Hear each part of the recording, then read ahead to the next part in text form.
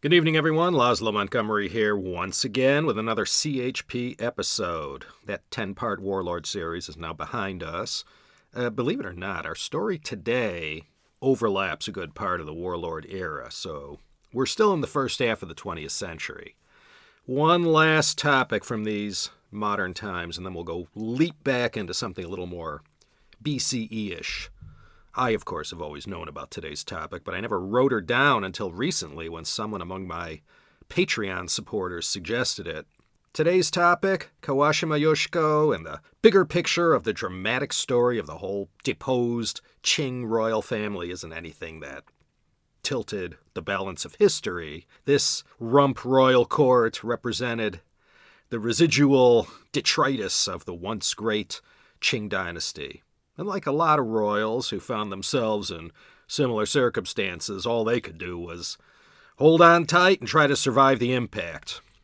Most all of them blended into obscurity, and we hardly remember their names. If not for Bernardo Bertolucci and his 1987 film that won the Best Picture Oscar in '88, we might not even remember the last emperor, Puyi. These Manchu Qing royals who had to leave the safety and comfort of the Forbidden City and go out into the world to fend for themselves, well, they left behind quite a few stories. Bertolucci, in his film, told the Hollywood version of Puyi. Kawashima Yoshiko, this is another one of those stories from that era in China when the dynasty fell and the Japanese very quietly started sizing up parts of China, when warlords were controlling everything and the nationalist government was fighting back. The communists were just getting started. A lot was happening. If you remember from The Last Emperor, there was a character named Eastern Jewel who was played so unforgettably by Maggie Han. I can never forget that scene in Tianjin when Puyi was living in exile and Maggie Han as Eastern Jewel burst into the rooms occupied by Empress Wanrong, played by Joan Chen, and John Lone as Puyi, and she was dressed in a whole fighter pilot get-up and her famous line, "I'm a Japanese spy and I don't care who knows about it." Well, she's our topic for today. Eastern Jewel, Dongjun, is just her courtesy name. Courtesy names, or zi, is a common tradition. It was a new name you picked up when you were older, and it sort of gave off a whiff of who you were or wanted to be known as. In history, however, she's best known as Kawashima Yoshiko. And coming in handy for this episode as the primary source, I was thankful to have novelist, biographer, journalist, and translator Phyllis Birnbaum's 2015 book, Manchu Princess, Japanese Spy, the story of Kawashima Yoshiko, the cross-dressing spy who commanded her own army. I'll have a link to it in the show notes at the website. Kawashima Yoshiko, despite the Japanese-sounding name, was actually a direct descendant of the Manchu Aishinjuelo clan, who traced their ancestry directly back to the founder of the Qing Dynasty. These Manchu Qing descendants who belonged to the Aishinjuelo family carried the most royal of royal blood amongst the Manchus. Everyone wanted to marry into their clan. I had to go all the way to Penang to track down Jeremiah Jenny on holiday with his family to confirm the Manchu pronunciation. Aishin Jioro. She was the 14th daughter, some say the 13th, of Prince Su Qinwang. This Prince Su, who was named Shanxi, had 38 kids with 5 women, 21 sons, 17 daughters. Our subject today was born May 24th, 1907 in Beijing, and was given the name Aishin Juelo Xianyu, and known early as Princess Xianyu. Her family was not just some ordinary family. Prince Su, of the first rank, was a title that was one of the dozen or so Iron Cap princely peerages during the Qing Dynasty. Iron Cap meant that the peerage was passed down to each generation without any downgrading or dilution in rights or prestige from generation to generation. Many peerages given out were diminished in each succeeding generation, but not the Prince Su title. Whoever the prevailing Prince Su was, in the royal scheme of things, it was not a backbencher at court. Shanxi was the 10th heir to the Prince Su peerage. You know, like the Prince of Wales, Charles wasn't the first. That peerage went all the way back to 1301. The first Prince Su was Hauge, or Huge, son of Hong Taiji, the founder of the Qing Dynasty and the eighth son of Nurhaci. Nurhaci was the founder and first Khan of the Manchu, later Qing Dynasty that ran 1616 to 1636, a forerunner to the Qing, as the Jurchens were to the Manchus. The Qing Dynasty was established in April 1636. Hong Taiji was the first ruler and reigned until 1643. Shunzhi became the next emperor and the first one to sit on the dragon throne in Beijing. And the Shunzhi emperor, this first emperor to reign from Beijing, left behind some pretty halfway decent progeny. His son was the Emperor Kangxi, his grandson was Yongzheng, and his great-grandson, the Qianlong Emperor. Not bad. So being the daughter of Prince Su meant she came from a lot of privilege. Except that 4 years after she was born, the Qing Dynasty fell, and this 14th daughter of Prince Su, Princess Xianyu, as well as her 30-something brothers and sisters, had the rug pulled out from under them. Thankfully for the Qing royal family, the Empress Dowager Longyu, before she died in early 1913, was able to finagle a pretty good abdication agreement on behalf of the 5-year-old emperor, Puyi.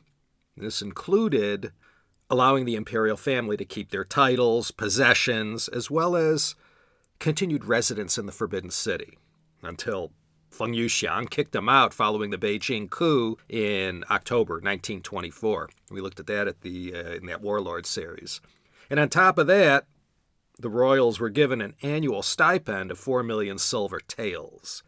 The imperial mausoleums would be protected and looked after, and the new Republic of China government would pay for the Guangxu Emperor's funeral and the construction of his tomb.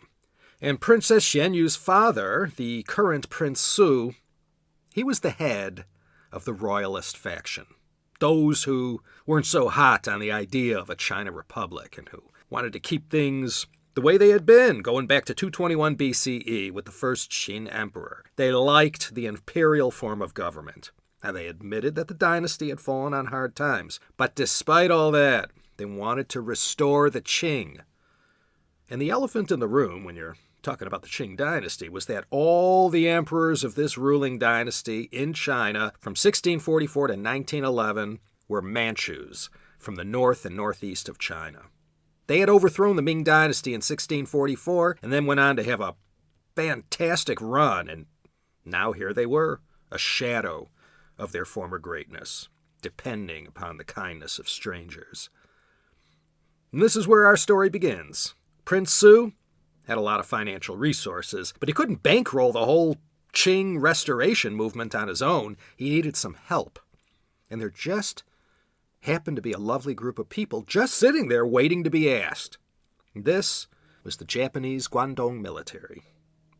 At the time of the fall of the Qing, Japan had already defeated China and Russia in 2 wars and were all over Shandong and Liaoning province, and elsewhere too. And to them, it wasn't such a stupid idea to lend a little clandestine support for the Manchu restoration movement. The Japanese had extremely ambitious plans for Manchuria, and, well, these Manchu ex-royals like Prince Su, his family, and all his other fellow conspirators in this Manchurian and Inner Mongolian independence movement, well, they could come in handy one day. If Japan was ever going to one day launch some puppet state up in Manchuria, they needed to start cultivating some puppets. There was also an independence movement for the Mongols fomenting that would ultimately lead to nothing. It's just worth noting that the Manchus and the Mongols sort of found themselves in the same boat and supported each other's causes in different ways. If you recall from that Warlords series, there was this attempted coup by Zhang Xun. Remember him? The pigtailed warlord? June to July 1917. He tried to restore the boy emperor Puyi onto the throne, and the whole thing just fizzled out almost as fast as it began. But one of the upshots was that the post-Yuan Shikai Republic of China government in Beijing started clamping down on all these high-profile former members of the Qing royal family. Prince Su, Well, he wasn't in on Jiang Xun's Hail Mary to restore the emperor, but he had to take some heat, being a well-known supporter of Qing restoration and all. So Prince Su packed up his gigantic family and he moved everyone to the Japanese-controlled city of Liushunkou, today part of Dalian, Liaoning province. The whole Prince Su family and their servants move into this new home.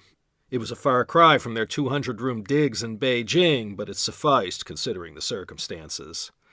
There in Liushunkou, the children attended Japanese schools and got indoctrinated nice and early. Prince Su continued his secret plotting against the government to restore the Qing. While there, the Japanese never let Prince Su out of their sight, and it didn't take long for his home in Liushunkou to become kind of a Manchu Qing restoration clubhouse, so there were always people coming and going to confer with Prince Su. You know, if you peel this onion down all the way to the basal disc, the Japanese wanted to take over Manchuria and Mongolia. And one of the things they did was to manufacture this independence movement that created the illusion that these non-Han Chinese people of these lands deserve self-rule. The narrative that they created was that those lands were never part of China, and these Mongol and Manchu people had their own language, culture, sensibilities, everything. They had nothing to do with the Republic of China thing, and these guys should just go their way, and the Manchus and Mongols should go theirs. And the thinking was that, well, once all the propaganda and manipulation of the truth had the desired effect on the populace, and independence was accomplished, well, these Mongol and Manchu leaders who they had supported in hard times would become their stooges who served Japanese interests in the region. Control over these various royals and future stooges was done through a number of Japanese nationals who were embedded into their lives. And for such a key figure as Shanqi, this Prince Su, the person injected into their lives was Kawashima Naniwa.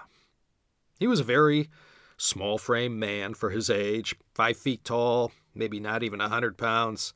I guess you could call him an ultranationalist. Naniwa came from a samurai background, very hot-headed. He was involved in a number of causes and was extremely outspoken about Russia as Japan's greatest threat.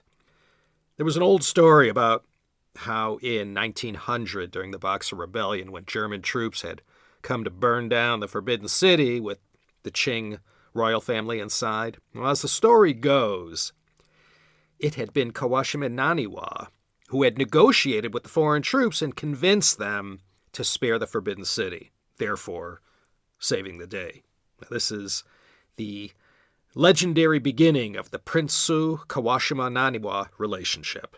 And through Prince Su, Naniwa had opened up this secret, direct conduit between the Japanese and the Qing government. Naniwa himself had a love-hate relationship with China. He was born the year Lincoln was shot, 1865. His first trip to China had been in 1886. Like a lot of people, me included, back in 1980, he loved everything he encountered on that first trip. But over time, the more he saw the decay of the imperial dynasty, the more he became disgusted with China. You could call him, I guess, one of these so-called Tairiku Ronin. In Mandarin, that would be Da Lu Langren. These people sort of styled themselves as masterless samurai who wandered the land and lived as adventurers. Well, in the late 19th century and all throughout the early 20th century, a whole bunch of these guys came to Manchuria. They weren't all criminals and ne'er-do-wells, but a good number of them, like Kawashima Naniwa, had ties to all kinds of secret societies and conspirators who were surely up to no good in China. These Tairiku Ronin, like Naniwa, were useful as spies, agitators, and occasional muscle. They bought into the whole ideology of Japanese-flavored Pan-Asianism and the later Greater East Asia Co-Prosperity Sphere idea. Naniwa was one of Prince Su's main advisors and the prince's main conduit to the Japanese military leaders and officials. They were both quite important to each other, at least at this hour. And in 1915, Prince Su, who had children aplenty, selected his 14th daughter, Xianyu, to be handed over to Kawashima Naniwa to be raised in Japan and immersed in Japanese ways. It had to be this way. Prince Su had got caught up in a failed Qing restoration bid that initially had the Japanese Guangdong Army's secret backing, but after a sudden reversal in policy at that moment in time, the Japanese ended up not backing Prince Su's restoration bid. And since Kawashima Naniwa, as Prince Su's advisor, had his fingerprints all over this now embarrassing matter, well, this was the reason he was sent back to Japan.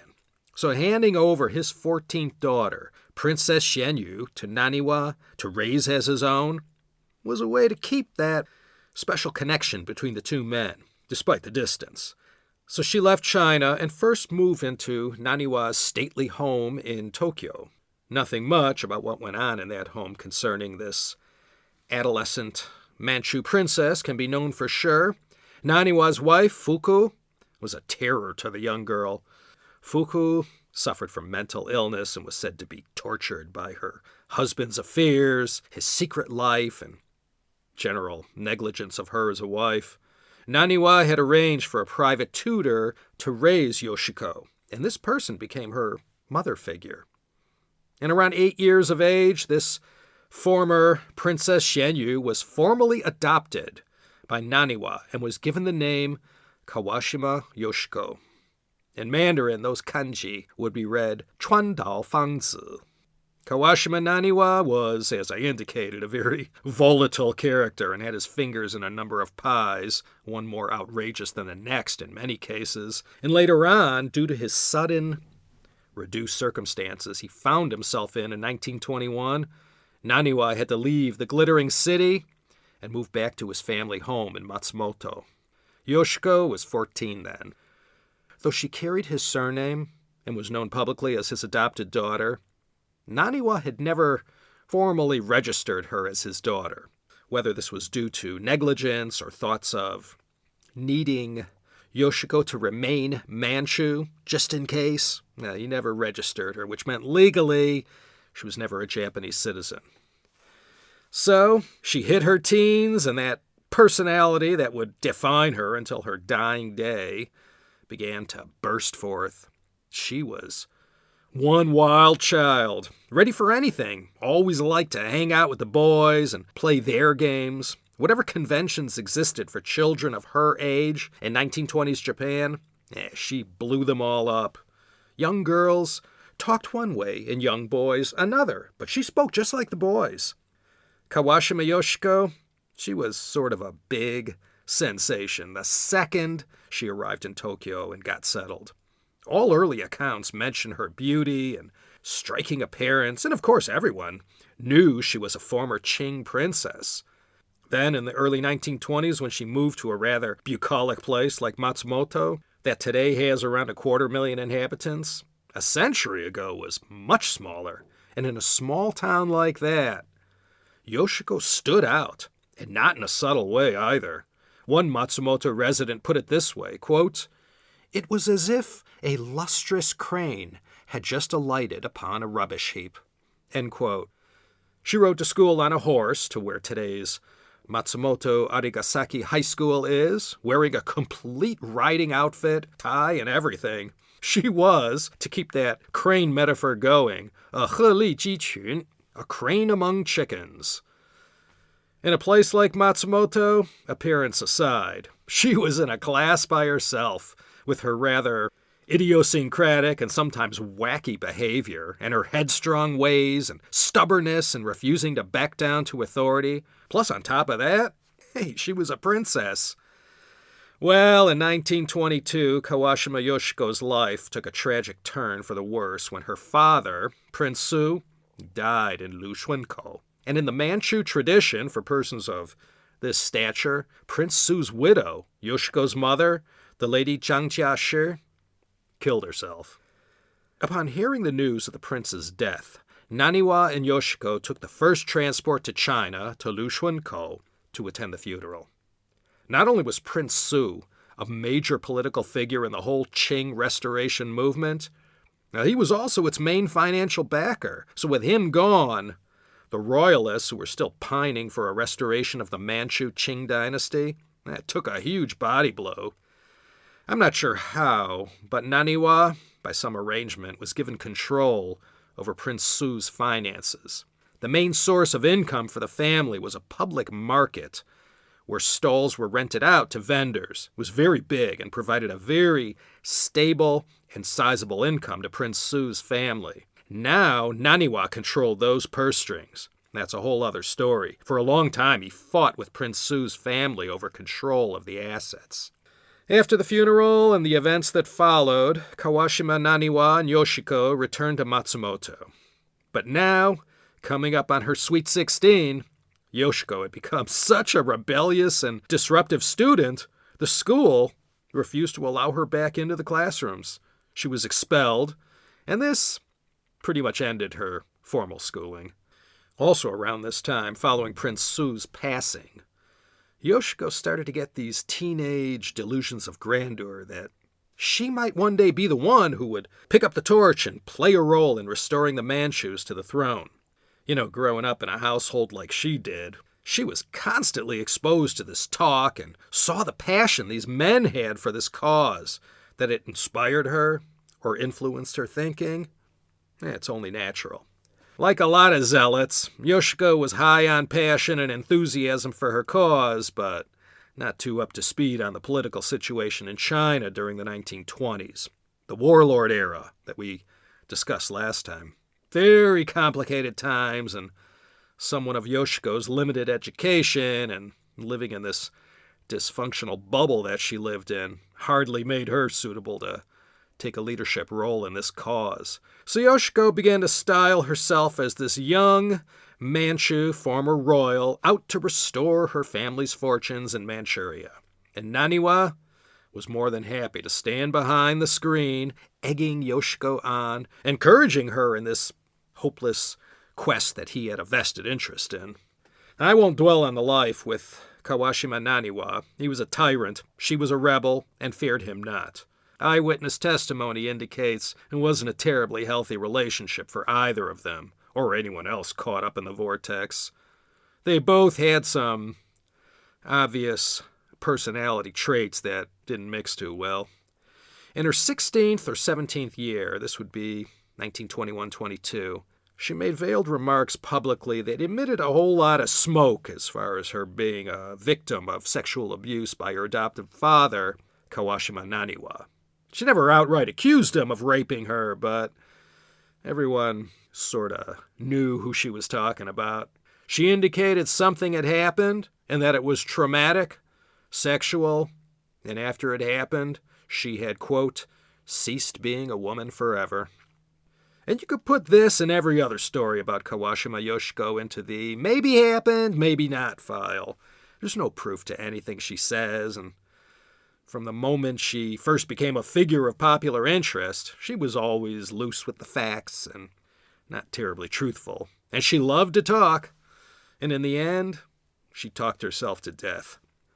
Whatever the case may be, Yoshiko's act of defiance was in reaction to a love affair she was having with someone who was described as the only true love she ever knew.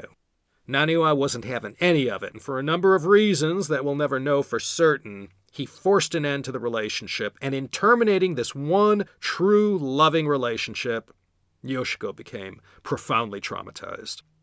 Then on November 27, 1925, she shocked the Japanese public by posing for a photo in the Asahi Shimbun, sporting a severe buzz cut and wearing a boy's uniform. And she said, playing loose and fast with the facts, was that on Double 10 Day in 1924 at 9:45 p.m., she had shorn off all her hair, taking one last final dramatic photograph in a kimono before crossing this bridge into a new phase of her life. She said that this act was her, quote, farewell to my life as a woman. The newspaper went with the headline, quote, Kawashima Yoshiko, beautiful black hair completely cut off because of unfounded rumors. Makes decision to become a man, end quote. 1925 clickbait right there. That time her brother was living with her at Naniwa's in Matsumoto, and she began to regularly borrow his clothing. And with her new look, that today in California, where I'm based, is quite normal, but in 1925 Japan, it was most provocative. And this act fanned the already hot flames of the public's interest in her life. In one of countless interviews she gave over her lifetime, in print and on the radio, she let it be known that nothing but sadness had dogged her from the moment she was born. She had suffered one setback after another, and whatever anguish and misery or disappointment found her, it was always due to her being a woman. Therefore, she had decided to become a man. And that's what she did, to the best of her ability. Not just her dress and comportment, but in her speaking style as well. She was 18 years old, a gossip column legend in her own time, dressed and spoke like a man, and had that short haircut, that royal pedigree. She was flamboyance overload. She went on to say, quote, "I was born with what doctors call a tendency toward the third sex, and so I cannot pursue an ordinary woman's goals in life. People criticize me and say that I'm perverted, and maybe they're right. I just can't behave like an ordinary feminine woman." End quote. She further said in the days that followed, quote, "Since I was young, I've been dying to do the things that boys do. My impossible dream is to work hard like a man for China, for Asia, and I want nothing more in this world than to throw my life into working for the nation." End quote. So when she cut her hair and declared this new life to the world, a new chapter began in Kawashima Yoshiko's life, and she made a very public and messy scene in her break with her adoptive father, Kawashima Naniwa. She went her own separate way and began to live her life independent of the control Naniwa had exercised over her since her childhood. And if there ever was a perfect spot to put the bookmark in, one of the many bookmarks Colleen over in the Dairy State has sent to me, thanks Colleen, this would be it.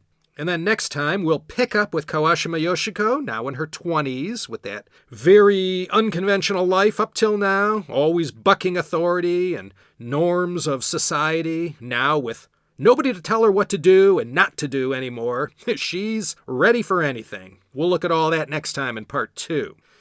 Once again, I want to emphasize this is a whole sidebar to everything I discussed in the past 10 episodes in that Warlords series. When that article and photo ran in the Asahi Shimbun with Yoshiko sporting that new hairstyle, the anti-Feng Tian War had just broken out. Remember? Feng Yuxiang and his Kuominjun forces tried to put away Zhang Zuolin and Wu Peifu, and the old marshal prevailed. When Kawashima Yoshiko's vessel arrived in China, the warlords were still ruling all the roosts. So I'm telling you, you won't want to miss that one. Of course, all my Patreon supporters get to hear it a few days earlier than the usual Sunday release date. If you too have been wondering how you can support the CHP, now approaching its 10th year of existence in June 2020, you have two ways. Patreon.com/ChinaHistoryPodcast. Get access to all kinds of bonus material and early access to stuff, or if you just want to contribute, like some panhandler you're trying to get rid of, there's always the official CHP PayPal donation center at paypal.me/ChinaHistoryPodcast. Enter any number you want, hit enter, done. Okay, that's it for now. Laszlo Montgomery signing off from sunny Los Angeles. You know what I'm hoping for. Please don't let me down. Come back next time for another exciting episode of the China History Podcast.